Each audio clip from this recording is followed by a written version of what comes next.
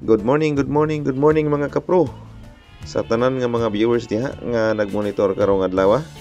Mayong buntag natong hurot og karon ako'y update ninyo bahin sa paghulit sa tubo kung unsaon. Una, bangaga na to ang kanang target nga tamnananan og tubo or kaning hulipan og tubo. Kay aron nga dili ta malangan og samot. So lawomon siya kanang sakto-sakto lang nga pagkutkot sa butanganan og tubo or tamnananan og tubo. Unya ang distansya aning paghulip og tubo mga more or less 16 inches kada puho ang iyang distansya. Kay kana siya nga kuan nga pagbangag or ang distansya, meaning preparation na siya puhon kung mugipi na siya ang tubo nga dili siya mohuot. Kay kung dugol kayo ang imong pagtanom, meaning mohuot na siya, daghan ang imong tubo pero gagmay. Karon magkuha na ta og kaning sipi sa tubo.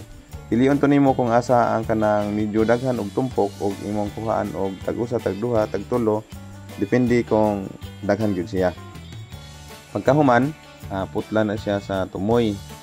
Kay aron nga ang purpose anang pagkuha sa mga dahon or pagputol sa dahon sa tubo, kay aron nga dili siya ma-stress, kay malaya man na siya, dili man sa dayon good mabuhi or musigi ang ihang tubo. Kung kibali murag mo kunol na siya kadali ang ihang pagtubo, kay siyempre giibot man siya ang ihang gamot, wala pa nakadapat og mayo didto sa yuta. So mao na ang rason nga nung putlon ang ihang dahon, kay aron dili ma-stress ang tubo.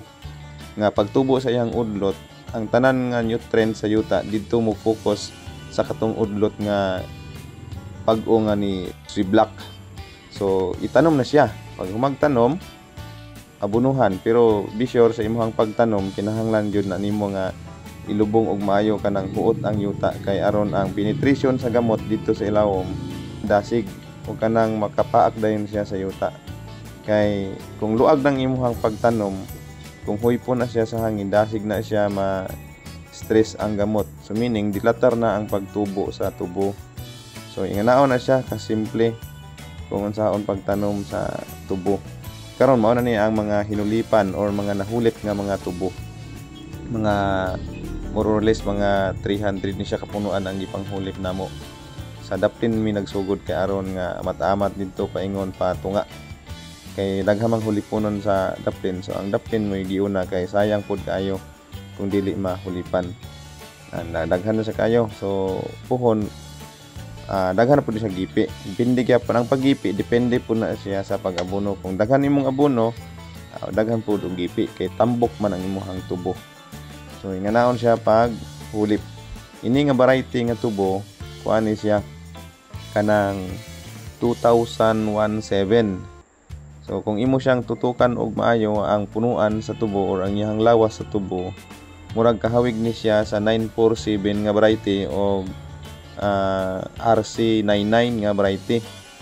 O murag gi-breeding ni siya gro, murag gi-crossbreed ni siya sa duha ka variety mo ning nigwa ning ingani nga tubo o gitagaan og pangan nga variety nga 2017.